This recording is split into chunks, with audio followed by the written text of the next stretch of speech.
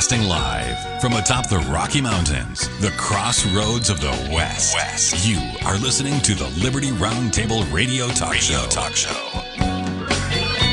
All right. Happy to have you along, my fellow Americans. Sam Bushman live on your radio. Hard-hitting news the networks refuse to use. No doubt starts now. This, my fellow Americans, is the broadcast for July 23rd in the year of our Lord 2025. This is hour one of two, and the goal always to protect life, liberty, and property, to promote God, family, and country, and to do so on your radio in the traditions of our founding fathers. Yes, indeed, ladies and gentlemen, we use the blueprint for liberty, the supreme law of the land. And believe it or not, the checks and balances are one of the peaceful solutions we have at our fingertips. We need to demand on the checks and balances. When Trump wants to abolish the education department, we support him 1,000%. But Congress makes the laws, therefore Congress needs to be involved. See, it's that kind of simple stuff we're talking about. They want you to believe that the courts decide everything in the world, that just, 7 judges or 9 judges can decide everything. False. Everyone who swears an oath to the Constitution must determine in their heart, in their mind, in their soul, how they're going to uphold it, right? So the point is this. I see this headline from the Epoch Times. It says, hey, U.S. reaches trade deals with Japan and the Philippines. And at first it sounds really good, right? First it sounds awesome. Hey, but folks, if you're going to have trade deals, you're going to have to involve Congress.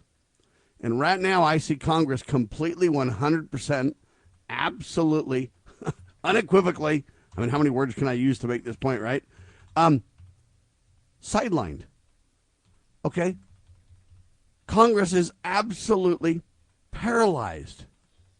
It's a disgrace, folks. So I'm grateful that Trump has kind of worked out some trade deal with somebody. But everybody that I know of, he's putting more cost on trade. You say, well, Sam, that protects American business. Only if we reduce costs in America, yeah.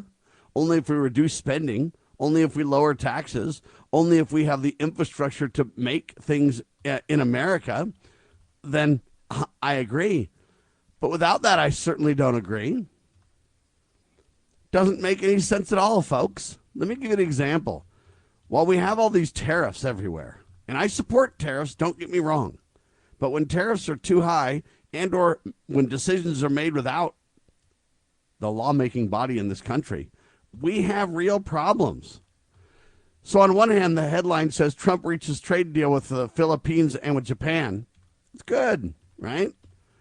The second headline says Trump administration insists made in the USA should mean what it says. KSL.com, one of the biggest news services in Utah, rolling that piece out. But here's my problem. I agree with Trump. But I don't know what made in the USA means either. Because Congress and lawmaking, manipulating organizations, such as the president, such as the courts, such as international trade policy and law, such as treaties like NAFTA and GATT and all these other global whatevers, I don't know what made in the USA means either. It's very, very strange. Lance Migliaccio, you with me, brother? Hey, good morning, Sam. How are you, man? I'm doing fantastic. Welcome back to Liberty Roundtable Live, sir. Yeah, super excited to be here as always. Lots going on as always. Man, the news cycle's been out of control.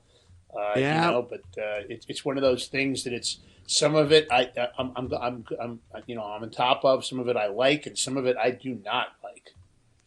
Amen to that. So I want to talk a little bit about this trade deal discussion. The U.S. reaches trade deals with Japan and the Philippines, but then Trump administration insists made in the USA should mean what it says.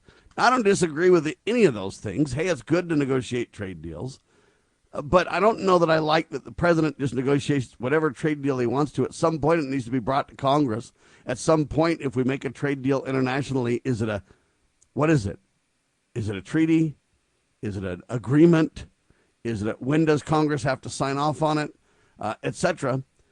So all these trade deals that are unilaterally being made by the president and or oftentimes even the president's staff, I'm not comfortable that it should be trade law in the United States, number one, and then number two, saying things need to be made in the USA. I'm not even sure what that means anymore. Lance, do you know what that means? I don't really know what it means, because at the end of the day, I don't believe that we have the industry infrastructure to be able to supply or to produce all the items that we need. So in fact, when you look at an item that's made in America, so many of the parts are more likely not made in America. So when you're sourcing those parts from outside sources, I don't know how made in America necessarily applies. Does that mean it has to be 100%, sourced and made from things from inside the country? I mean, single part items, I could see that, but I don't think there's an item that you could possibly do that with, because I don't think we have the companies to produce it. For example, in a motor vehicle, a car, there's no possible way you can say it's made in America, because there are so many parts that are sourced from outside the country. Is there a rule of thumb, Sam, that requires them, if it's 90%, 80%, 70%, they can actually use that made in America statement? Well, and that's what the whole debate is, and that's what Trump and the administration wants to crack down on. And I get the point. I want labeling to be clear, and I want a level playing field, and I want, I want the government does have a role to play to say, hey, you can't just flat out lie in the promotion of your products. You got to be, truthful. And I support the general point being made here. To me, though, we say things and we don't really mean them is what kind of bothers me. We say things and then we play games. Let's just take a foreign automaker. What if they do make every single thing in the United States, but it's foreign owned, but it's made in the United States? Is that made in America? All the profits are going to internationally go away. Sam, I didn't catch it. Right? Is it made in America if it's a foreign car company? Hold on. If it's a foreign owned car company, but they make everything in America. Let's just say they could get that done. Is that American made? That's a very good question. It's a foreign owned company. Because again, I don't even know if that foreign car company would claim that. But, well, they might, if that's what it would take law-wise to not have tariffs and this and that. They'd basically bring all the parts in from other places or whatever and assembled in America. Is assembled made or made assembled? Or, all I'm telling you is this gets very sticky fast, right? What is the actual law? Do you know what the actual law is? I don't know. No. I'm unfamiliar with it. What is the actual law? And I'll tell you what I believe the actual law is, but I don't know for a fact. Here's what I believe the actual law is. Depending on what products we're talking about, the term can be defined differently. In other words, if you say a car's made in America, as long as it's pretty much assembled here and there's a certain number of a portion of the vehicle, then it can be considered that. And, so I think the law differs based on what kind of products we're talking about. I think all products are not equal in the simple term that we're talking about. Yeah, it's worth doing. Yeah, I just looked it up. I just looked up what they say it is, and I don't know that I'm buying this, but this is what it says: to qualify as made in the USA, a product generally needs to be all or virtually all made in the United States. This means that all significant parts and processing of the product should originate in the U.S., and the final assembly must also be in the U.S. federal. That's what the FTC says.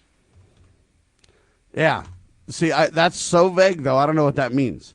Because you say all made in America or virtually, right? Virtually can be you can drive a truck through the virtually thing, right?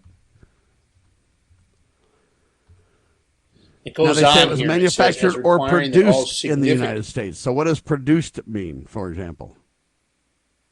Yeah. It also says... What if I get foreign seeds? Hold on, Lance. What if I get foreign seeds, but I grow wheat in America? Is it American wheat? I don't know. That's a good question. I'm just saying, I understand the point Trump's making. Writing the law. Man, look at this thing. Now, there's a specific definition they claim, according to the FTC, and here it is, right, Lance? Yeah. Go ahead. It says as requiring that all significant parts and processing of the product originate in the U.S. Now, that leaves a lot of wiggle room. All significant parts. So what does that mean? Insignificant parts? If you put a lot of those in, it doesn't count? Yeah, there's a lot of wiggle room here from what I can see. It must be assembled or processed in the United States. What does that mean? What does processed mean? Right? Let's say I get a bunch of herbs, and they all come from China and Japan and Malaysia and wherever. I bring all these raw herbs in, and then I basically create this health food product. But it's processed in America. So is it American now? Now, here's a few more details. All right, Final hold on. assembly must also Quick break. be in the More US. details in seconds. Lance Migliaccio with me. Hang tight. We're talking about this weird term Trump wants to promote. I believe in his point. I just don't know that we can get there at this point. Hang tight.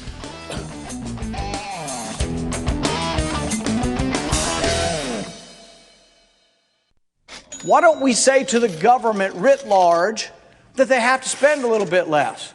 Anybody ever had less money this year than you had last? Anybody ever having a 1% pay cut? You deal with it. That's what government needs, a 1% pay cut. If you take a 1% pay cut across the board, you have more than enough money to actually pay for the disaster relief. But nobody's going to do that because they're fiscally irresponsible. Who are they? Republicans. Who are they? Democrats. Who are they? Virtually the whole body is careless and reckless with your money. So the money will not be offset by cuts anywhere. The money will be added to the debt, and there will be a day of reckoning. What's the day of reckoning? The day of reckoning may well be the collapse of the stock market. The day of reckoning may be the collapse of the dollar. When it comes, I can't tell you exactly, but I can tell you it has happened repeatedly in history when countries ruin their currency. Introducing PrepStartsNow.com, your ultimate guide to readiness and peace of mind. We offer practical preparedness tools, training, and education to take your family's household readiness to the next level. Browse the prep shop for essential products, check out our planning guides, and stay informed with our prep blog. Visit PrepStartsNow.com and subscribe to our emails for exclusive offers, new products, and future events. Remember, preparedness begins with PrepStartsNow.com. Former Sheriff Richard Mack recounts in his book The Proper Role of Law Enforcement how he came to realize while working as a beat cop how wrong the all-too-common orientation of police officers is when they think of their job as being to write tickets and arrest people. Richard Mack tells of his personal transformation from by-the-number cop to Constitution-conscious defender of citizen safety and freedoms. Learn what it really means to serve and protect. Purchase your copy at CSPOA.org. That's CSPOA.org.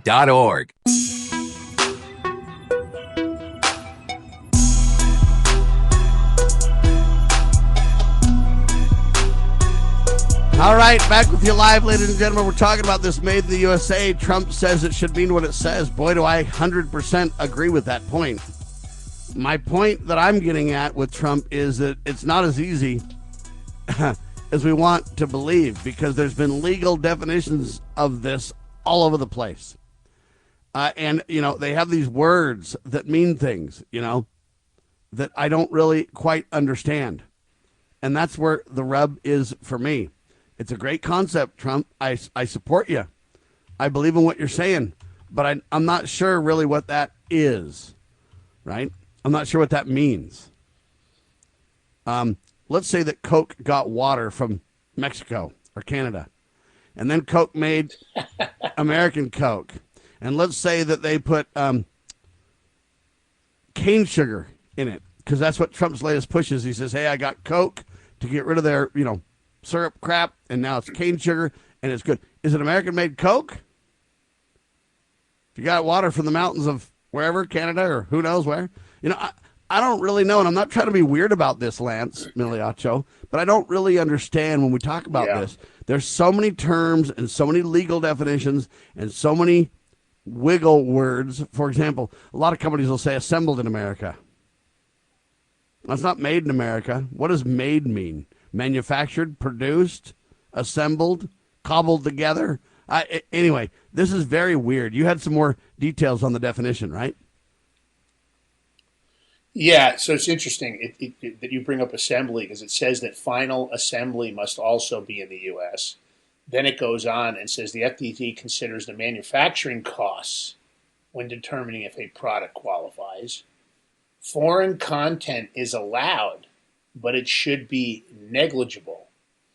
And then substantial transformation test. If components are imported determine whether the product undergoes a substantial transformation in the U.S., resulting in a new and different product with a distinct name, character, or use, according to the Empress Brokers, who lines this out. To me, this is incredibly confusing.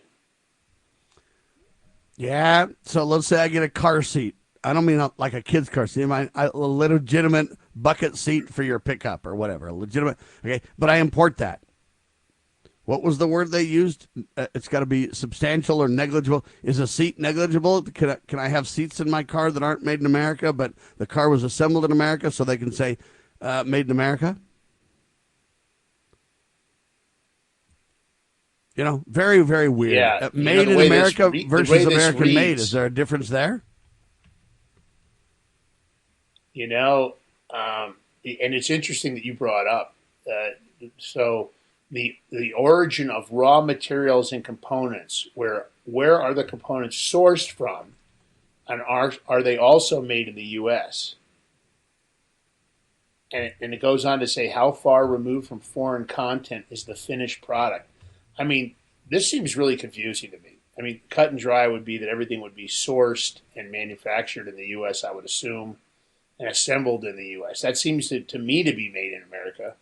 But I'm sure that as time has gone on, there's been the difficulty of the fact that our manufacturing, because of the excessive costs here, we're not competitive with the rest of the world. I mean, I guess when you can use slave labor or child labor easily, it makes you a lot more competitive, Sam. Well, there's no question, especially if your standard of living doesn't match what ours are. Just for example, if you just have, and I'm not trying to be offensive with this statement to anybody, but let's say you just eat 3 rice meals a day, maybe a little meat, a little bit of vegetables if you're lucky, but for the most part, it's primarily, how do you compete with that? And whereas American lifestyles are so different, and that's where the difficulty is. Now, the reason I know so much about this is I have watched over the years, and I've been in radio long enough. There used to be a big pushback on foreign, goods and services, and why would we outsource everything everywhere, and why would we offshore all of our manufacturing? And Ross Perot back in the 90s really nailed that point well. The mainstream press mocked him, but Ross Perot was 100% right. Well, back in those days, there was a guy by the name of Chuck Harder, and Chuck used to be a well-known talk show host. I mean, a legend in his own right, and he created a group called For the People, and I used to do radio for the People. I actually bought a radio station to help carry their stuff and cover their stuff. And they had an American-made initiative, Made in America. Pat Choate was involved, Ralph Nader, many other, pretty well-known bigwigs were involved. Some of them were liberal, some of them were conservative. And they wanted to really bring back manufacturing in America. And they, for the most part, came back and said it was impossible because of the hostile policies, trade initiatives, agreements, laws, nationally and internationally. The raw material wasn't there to do things. Okay, that was round one that I saw back in the day. Glenn Beck tried to do this as well. I think he created or sourced Made in America pants that were kind of like Levi's or whatever. And, he that initiative has failed. And, I have supported this effort for quite some time. I was hired as a consultant by a company that wanted to bring all their product manufacturing back to the United States. And I realized early on that it just can't be done by a small company. And when I say small, I mean, even if you're 30 million, 50 million, 100 million, you're a tiny company, folks, in the scheme of things. And it's just not really possible to bring manufacturing back to the United States at that level. And the reason why is because there's just no source materials. I mean, let's say that you need all these different things to build your product. Let's just say 100 different ingredients, from protection of cloth to fire retardant to this, to that, to whatever. You can't bring all that to the United States because there's just not the infrastructure. It doesn't route around the world that way. You'd have to get a special product yourself. Very expensive. If there's any backup or glitch in the flow of product, just-in-time inventory comes to mind, and the list goes on and on. I've been involved in running warehouses as an IT consultant. I've been involved in some of these things, and I've researched this. And I'm telling you, I appreciate Trump's efforts, and I support them. But unless Congress gets on board, unless we literally change a bunch of laws and we change our agreements, not only nationally but internationally, and unless we really build up an infrastructure by which raw materials can be brought to our shores, it's not a possibility. So I appreciate this initiative, but to me, it's a lot of babble and a lot of hype. But I'm afraid that it's what do they call it? It's a lot of sizzle and no steak, Lance, because until you change the infrastructure to make this really happen in reality, it's a pipe dream, buddy. I'm telling you right now, I've been hired to research this. I've watched round and round and round of people saying they can get this done. And at the end of the day, they can't.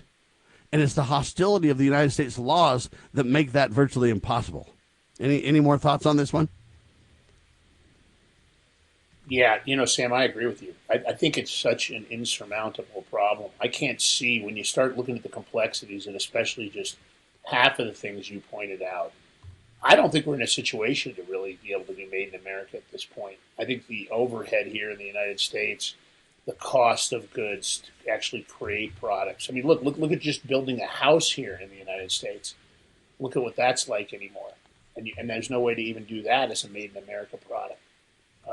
Between the appliances and the electrical fixtures and plumbing fixtures, the majority of that stuff is created out of the country. When you go to Home Depot, people need to recognize the fact that the majority of the products on those shelves are made somewhere else. They're not made in the United States.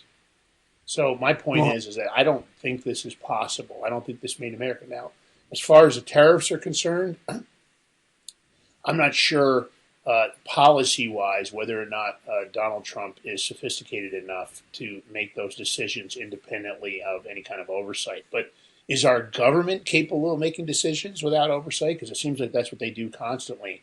And I'm not very comfortable with the majority of the decisions that are getting made on my behalf. I hear that. Anyway, I just thought this was a fascinating discussion. And the reason I say that is because if we're going to reach these trade deals with all these people, I hear that Trump's made trade deal after trade deal after trade deal, okay? But do you have any idea of the details of the trade deal? We hear, the Philippines are at 19% tariff or whatever. Okay, what does that mean? Like, I don't know that there's guidance or clarity or regulation detail on all these announcements. I think we just hear that there's all these incredible trade deals and it's awesome. It's super awesome. But yet when the push comes to the shove, what does it mean? Do you even know any of that, Lance? No. And honestly, that's the part that's unsettling to me. I feel like the administration, for example, all the fallout over the Epstein files, immediately, all of a sudden, they try to fill the news cycle up with other news. Of course, right now we're dealing with the Russian collusion hoax. But, my feeling is that good news push, when they say, we've got this tariff, we took in $300 billion. Yeah, but what was the impact on the American people? Are we going to be paying more for everything else because of these tariffs? I mean, inflation still isn't in a good position. Wages haven't really risen matching inflation. And there's lots of people around the country that are maxing out their credit cards to live. So at the end of the day, I don't know. I don't know what that means. The good news there's no cycle relief of, is the problem, hey, don't right? look over here because we've got good news over here. But there's no relief that I can see. Where's the relief Trump has provided? I know they're saying we did this big old taxing thing. Yeah, you preserve taxes, but you also borrowed so much that you're just basically, dumping the results on my children and my grandchildren, right? I mean, I don't see any relief that's really been brought to the table for me and for my family. When we get back, we'll talk about that. Also, it's kind of interesting to me, we can't shut down TikTok, but Google's making some radical changes. We'll tell you about that, too, coming up. Microsoft got hacked. I don't know how many saw that. Kind of an interesting twist as well. We've got a lot of news that networks refuse to use straight ahead. Hang tight. It's Lance Migliaccio, one of the big MIG brothers with me. Yeah, if liberty means anything at all, it means the right to tell people what they do not want to hear. Check out the Big MIG every weekend on Liberty News Radio. TheBigMig.com is their website. They're available on Rumble and X and everywhere with their incredible weekly TV shows as well. Check it out, the Big MIG Brothers. Hang tight. You're listening to Liberty Roundtable Live. How would you like to help this program reach more people and earn silver at the same time? Call or text 801-669-2211 for complete details. News this hour from townhall.com. I'm Rich Thomason. President Trump is applauding a new trade deal reached with one of America's key trading partners. But I just signed the largest trade deal in history. I think maybe the largest deal in history with Japan. And that was done with Japan. They had their top people here, and it is the most significant of the clutch of deals that Mr. Trump has struck so far. We worked on it long and hard, and it's a great deal, everybody. I always say it has to be good for a deal. In a post on Truth Social, Mr. Trump said Tokyo has agreed to invest $550 billion into the U.S. American cars, trucks, rice, and certain agricultural products would also be sold more freely in Japan, according to the president. The announcement sent stocks in Japan and South Korea higher, led by automakers like Toyota, Honda, Nissan, and Hyundai. The yen also strengthened against the dollar. That's a BBC's Sarah Jana Tawari. The president says attempts to ink a deal with the EU continue. And we have Europe coming in tomorrow and the next day. We have some other ones coming in. We're doing things that have never been done in this country before, and our country is becoming very rich again. And that's the way it should be. They're not taking advantage of us. A New York man is charged with building and hiding bombs at various locations around New York City, including in subway stations and on the roofs of residential buildings. 55-year-old Michael Gann allegedly built at least 7 IEDs using chemicals purchased online. The feds say the plot was foiled before anyone was hurt or killed. The House leaving Washington a day early for its 5-week August recess amid tension over efforts to force the release of the Jeffrey Epstein files.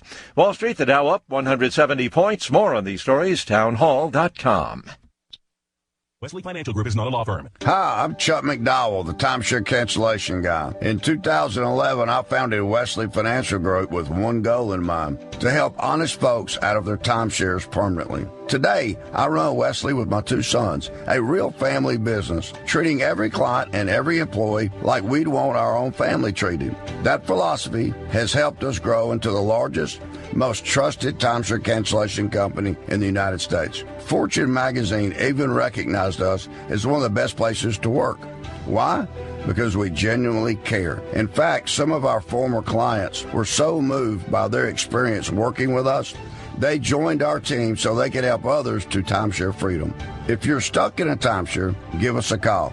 Let our family help your family. Call Wesley now for your free timeshare exit kit. 800-226-5454. That's 800-226-5454. 800-226-5454.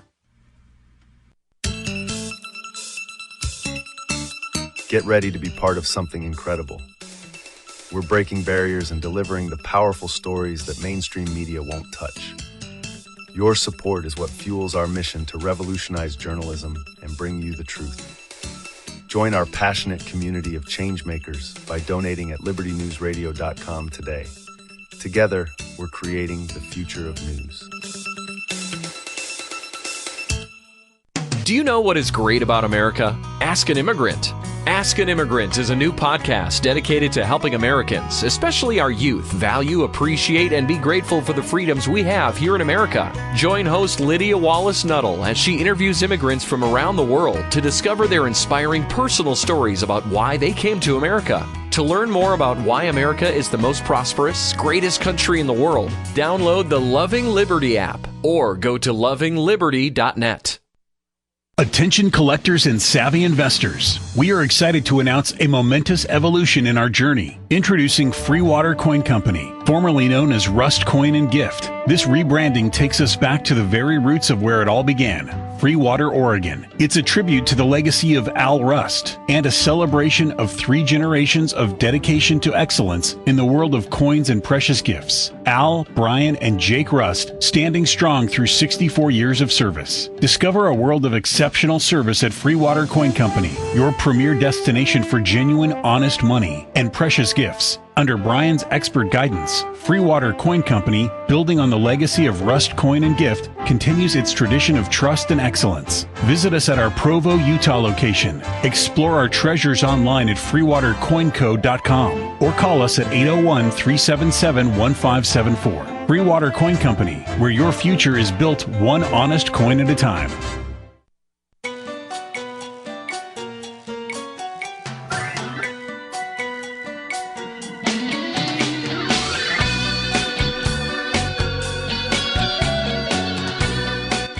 Broadcasting live from atop the Rocky Mountains, the crossroads of the West. You are listening to the Liberty Roundtable Radio Talk Show. All right, Lance Migliaccio, the big Mig man himself, on your radio with yours truly, ladies and gentlemen. We're talking about these interesting twists. Donald Trump just said, hey, I got a deal done with Japan. They're going to pay 15% on tariffs on product imported to the United States. Got a deal done with the Philippines. They're at 19%.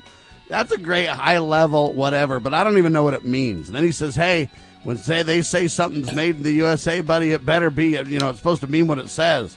I don't even know what all that means because there's so many laws and so many complications. When Trump puts together a trade deal, I just don't even know how it all works. Let me explain. They say this is the most common. They call them executive congressional agreements, or congressional executive agreements is what they're called. And they say Congress must approve these agreements on a simple majority vote in the House and Senate. This is the process usually used for modern trade deals like USMCA, which replaced NAFTA. Congress first passes a Trade Promotion Authority, TPA, Trade Promotion Authority, also called, quote, fast track, which then sets the terms of how the trade deals will be negotiated and limits Congress to an up or down vote with no amendments. They say this gives the president the authority to negotiate, but Congress retains final approval power. But I got a problem with Congress restricting their rules like that. No, for example, up or down vote with no amendments and this kind of stuff. I don't like these kind of deals that just hobble Congress. So it's kind of like, what do they call that? A line item veto in a way, but by Congress, where it's like, hey, we can eliminate what you can even put to the table on this thing. The second type of treaty or agreement are treaties, which are less common for trade details. These require Senate ratification by a 2/3 vote, rarely used for trade. Why? Because they're harder to pass. Imagine that. They call them constitutional basis for this. Ready? They say the Commerce Clause, Article 1, Section 8, gives Congress the power to regulate foreign commerce. The president negotiates trade deals, but they cannot go into effect without congressional action. If changes to U.S. law or tariffs are required. So, bottom line, yes, Congress must agree to most trade agreements, especially those that change laws and or tariffs. The president negotiates, but Congress has the final say. They say typically through a fast-track approval process, which I reject the fast-track approval stuff. Anyway, Lance, I don't mean to go on forever, but think about that in these discussions. And you got to say, has Congress backed any of Trump's negotiating over the last 7 months with half the countries of the world? Not that I'm aware of, but this Congress doesn't seem to do very much at all, in my opinion. I mean, they talk the talk, but they don't walk the walk. They couldn't even wait they wanted to leave early, and I think they now come back in, September? I mean, yeah, buddy. The point is, this part-time job that is Congress, I understand that that's what the founders and framers had in mind, but they don't really treat it like a part-time job. They control us like it's a full-time job, but they only work part of the time, months off at a time, which I don't really understand that concept, especially with the situation the United States is in. But the Commerce Clause is one of those things that I am very uncomfortable with the way they've manipulated it, because they use it even in the criminal statutes to expend their subject matter jurisdiction. Everything in commerce, to keep commerce regular. What they were talking about, what the founders and framers were talking about was the interaction between states. When Virginia was arguing with New York, and all of a sudden Virginia said we weren't going to ship tobacco.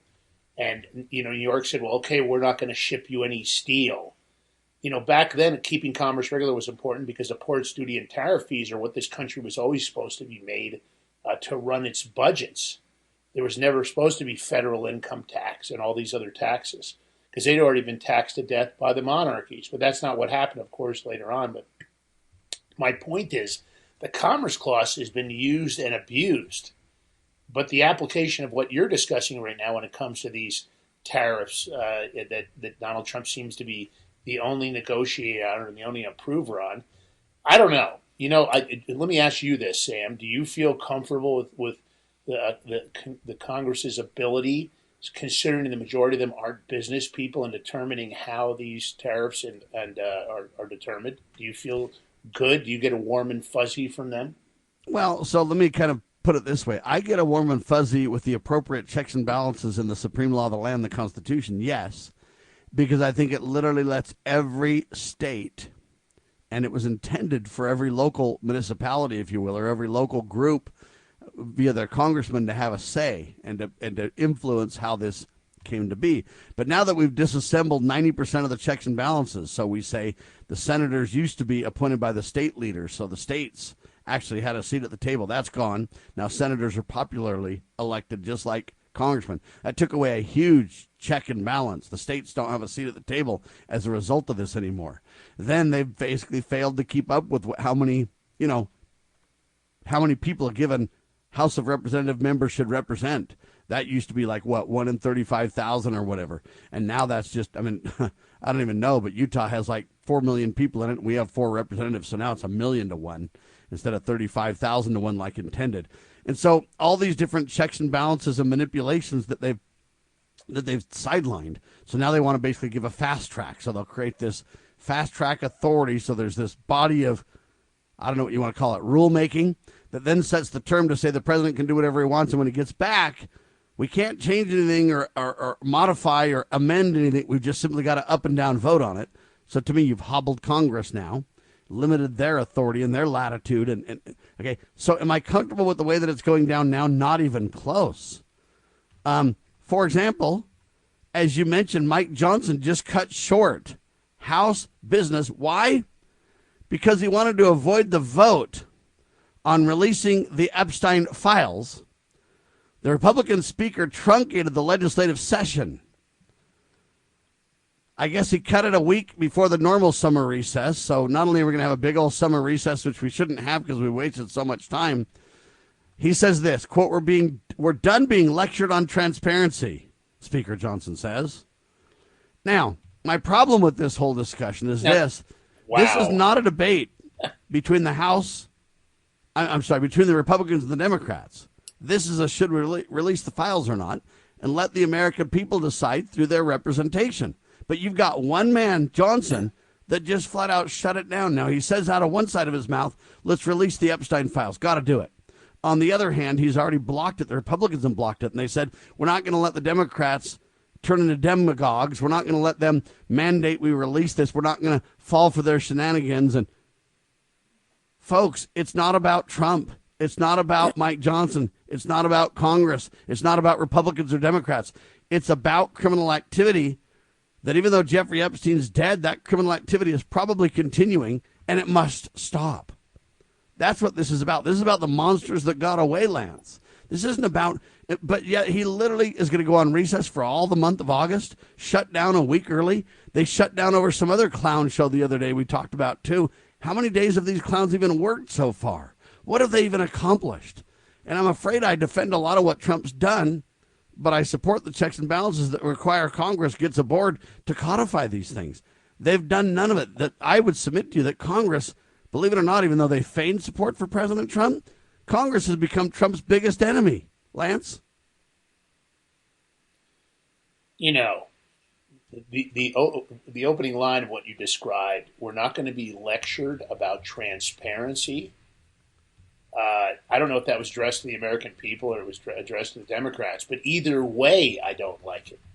You know, that's what we voted for. That's what we were told we were going to get, which was transparency, accountability, and consequences. You know, I don't like this selective. I feel like the majority of what's coming forward are things that directly impact Trump, and I'm not saying they inadvertently didn't impact the American people. But, you know, if you look at who they're going after, even right now with the deep state, the Dirty 51+8, there are lots of other low-hanging fruit out there. And in my opinion, we're back to square one in some ways because the Epstein files are part of it. I mean, they did release the MLK files, but I'd like to see all the RFK files, all the JFK files. What about the Seth Rich laptop story? What about 9/11? You can't just say, I'm going to be transparent on a few things and I'm not going to be transparent on everything. These people forget that the only reason they have their jobs is because of the American public. We voted for them. It gets paid for out of our budget. At the end of the day, they operate as if they're independent entities that almost have a demigod status, and they have no requirements. So transparency, no, that's what I voted for. And as far as Mike Hang Johnson's tight, ladies and gentlemen. Lance Migliaccio, yours truly, shame on continuing you. seconds on Liberty. Roundtable Live.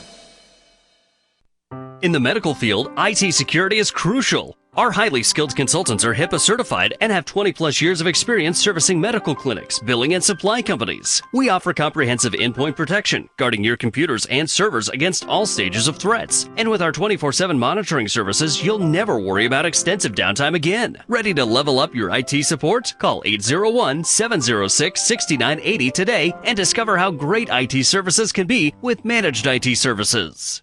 Experience the untamed spirit of the American West with Range Magazine. Each issue is a visual journey featuring award-winning photography and compelling stories that capture the heart of ranching and rural life. Stay informed on the challenges and triumphs of those who live and work on the land. Subscribe today and receive quarterly editions delivered to your doorstep and join a community that cherishes the enduring legacy of the Western frontier. Visit rangemagazine.com to subscribe. You know where the solution can be found, Mr. President? In churches, in wedding chapels, in maternity wards across the country and around the world. More babies will mean forward-looking adults, the sort we need to tackle long-term, large-scale problems. American babies in particular are likely going to be wealthier, better educated, and more conservation-minded than children raised in still industrializing countries. As economist Tyler Cowen recently wrote, quote, "By having more children, you're making your nation more populous, thus boosting its capacity to solve climate change. The planet does not need for us to think globally and act locally so much as it needs us to think family and act personally. The solution to so many of our problems, at all times and in all places, is to fall in love, get married, and have some kids."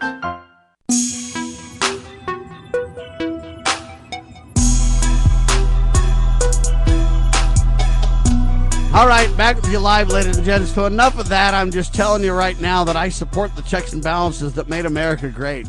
And I understand that Trump's frustrated and that he wants to do things unilaterally because he can't get anything done with the paralyzed Congress that we're facing. But I think we need to start calling people a spade, or calling, a spade a spade. Look, Mike Johnson literally taking Congress off a week early and then a recess in this critical session. We're not coming back till September, and then, hey, not very long, it's November, and then it's Christmas, and then the whole congressional session is completely gone. And I don't know what they've actually accomplished. They passed a couple of big, beautiful spending bills, is what Trump calls them, but really they've spent us into oblivion. I mean, we talked about Elon Musk saying we might save $2 trillion. And then it turns out that we push for a $9 billion cut and then have to peel away pieces of that. Okay, and so Congress has become Trump's worst enemy. And I think Mike Johnson has slow-walked everything Trump's tried to do. We've codified a few things. Trump's done a really good job in many, many, many ways. But we need the checks and balances. And now Johnson says we're done being lectured on transparency. And then he makes this discussion about Jeffrey Epstein, about the Democrats. Oh, the Democrats want to push to have the files released. The Republicans, we're not going to let you get away with that. This is the Democrat coup. We're not doing that. What are you talking about? This has nothing to do with party.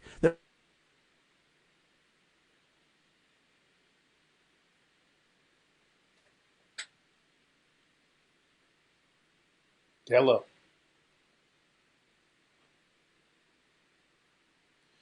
Okay.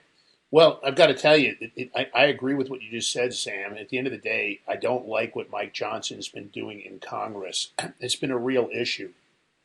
And my point is this what the American people voted for? the fact that he's saying he's not going to be lectured about transparency. Transparency is a cornerstone of what we expect from the members of Congress, from our own government. Of course, the deep state is not a fan of transparency. And when I say the deep state, some people think that term has been coined, and overused, and in a way it has. But what we're really talking about is an operation that subverted our own government. It's taken control, and they've decided that they are mommy and daddy government, and that, in fact, they should decide what you should and shouldn't know, right? Of course, they filter what they believe should be exposed. Don't give them the Epstein files, but we will give them the Russian collusion hoax. Don't give them 9/11, although we will make a decision over here on whether or not this is a constitutional issue, and we'll give you the truth on that. This filtering has got to stop. I'm not looking for a total dump, and I'm not trying to, impact national security interests. That's never been my intent. I'm not trying to do things that would endanger the American people or the country itself. What I am looking for is for them not to decide that, JFK files, we're only going to give you a certain amount of those because we don't want to incriminate people. We can't give you the Epstein files because there's important elites in there. There are corporate officials, or there are government officials. There are celebrities. Again, I haven't seen the list. I've seen the flight logs. A lot of people sure visited Epstein and went to his parties. And I do know this. When it comes to Epstein, I believe that was a Mossad-run operation. As you guys all know, Ghislaine Maxwell's father was Mossad. And I believe it was an influence, blackmail and, compromising, operation. It was what they did. All the surveillance technology in the Epstein residences was all Israeli-based. They came out of there with hard drives and zip drives and CDs and printed copies. They came out with tons of material. I know an agent that was on the ground at all 4 raids, and he told me they came out of there with tons of material. Now, what was in that material, I have no idea. But it's hard for me to imagine that Ghislaine Maxwell is spending 20 years in jail. And what is she doing? She's facing 20 years for human trafficking. How is it possible that there are no clients? I don't believe that is possible. Now, I don't know if you guys have all heard this. Hopefully you have. She has volunteered to testify. And at first they were pushing back.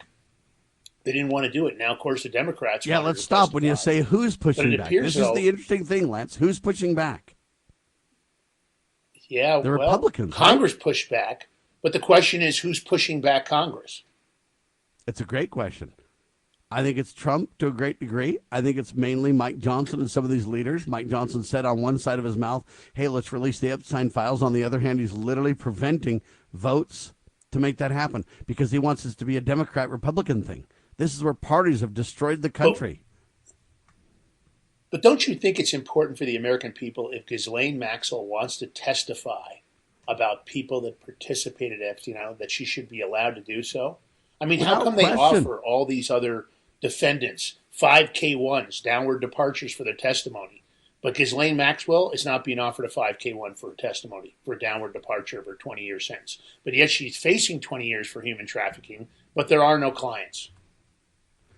Well, and the question becomes, if she's facing 20 years for human trafficking, do we have a victimless crime? Is that what we're saying? Because there's no such thing, Lance.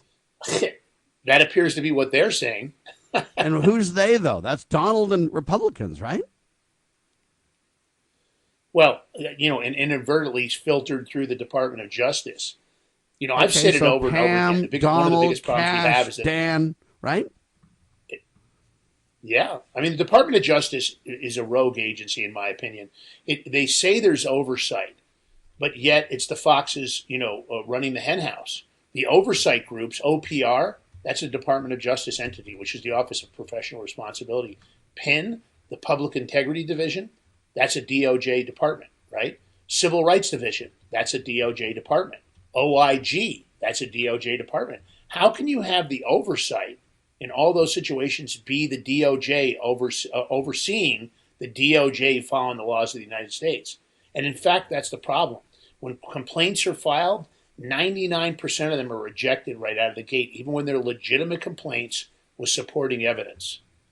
When was the last time, let me ask you this, Sam, when was the last time you heard of a U.S. prosecutor getting arrested? I don't think I've heard of one. When you say the last time, I can't remember one. I'm not saying it hasn't happened. Obviously it has, but it's certainly not common enough for me to remember it, Lance. I'll be honest with you. I don't think it happens. In fact, I don't even think the sanctions happen. There's a situation that I'm aware of. It's called Securus Technologies, and it's a company that provides phone services for pre-detention facilities. Now, listen to this. There was a case in Boston, Mass. in 2006 called U.S. versus Novak, and this is when Securus was running under their previous name. And they go after and they indict a defense attorney because of discussions he had with his client. Right away, he's like, well, how do you have my discussions? Those were privileged communications. And they misconstrued what he said on top of it, but that's not the point. So they had been recording his phone calls, and do you know we have cases all the way up to date, up to 23 right now, where Securus has been eavesdropping on privileged communications, which we all know is a Sixth Amendment violation, and a serious one at that. These cases have come out. The DOJ has been covering it up and continues to cover it up. They've been told about it. They've been warned about it. Pam Bondi knows about it. Kash Patel knows about it, and many others know about it. And nobody is discussing it. Nobody's bringing it out to conclusion. The people are being bought off with small payments. None of their cases are being overturned because in the majority of cases, these defendants don't have the money to litigate correctly. A special master in Kansas, a guy named David R. Cohn, came out with reports 2 different times, and he discussed that this is the largest civil rights violation and constitutional violation in U.S. history. It's the biggest one. It's a constitutional crisis. Now, how come when you start violating the eavesdropping and the wiretapping laws, fraud on the courts, misprisions of a felony, obstruction of justice, Title 18-241, Title 18-242, Title 1512, how come when you violate all those laws, you aren't getting indicted as a federal prosecutor? Well, primarily just because they're above the law. I mean, they say the evidence is overwhelming. Bingo. Okay, all I can tell you is we've got these special privileged people. For example, Tulsi Gabbard just accused the Obama administration of creating manufactured intelligence to falsely claim Russian interference in President Trump's 2016 victory. We're literally 9 years after this thing, and Tulsi comes out with this information. She highlighted over 100 documents showing this conspiracy led by President Obama before his departure from office. The Clinton campaign and the Democratic National Committee were already fined by the Federal Election Commission in 2022 for their involvement in the Steele dossier. Okay? And then the FBI didn't even investigate thumb drives containing evidence during their investigation of the Clinton scandal over her email. So you look at this kind of thing and you just go, we haven't had justice forever. But now that Tulsi Gabbard has brought this stuff forward, is it going to move the needle, Lance? I don't have any confidence anymore. I don't know. In fact, I think Trump might just go off on me and say, how dare you and Gabby even bring that, or you and Tulsi Gabbard even bring that up? How dare you? Right? Man, I sure hope not. Clinton's Donald Trump's friend. Remember, he was going to lock her up, and then he said, I'll leave Hillary alone. Hillary's fine. Yeah. Bill's fine. Jeff Epstein, fine. What's that other whacked out? George Soros, leave him alone. I mean, I've got record and sound bites of Donald Trump saying all those things. And so I'm not here to attack Donald Trump, but I am here to say, folks, we have got a serious accountability problem. There's people above the law. And there's no way you and I can stop it at this point, because we have just nothing but wickedness and all the halls of power. 2016, we better make them pay. I'm telling you that. And I don't mean in a physical way. I just mean at the polls, right? Hour 1 in the can, 2 coming up with Lance Migliaccio. You're listening to Liberty Roundtable Live.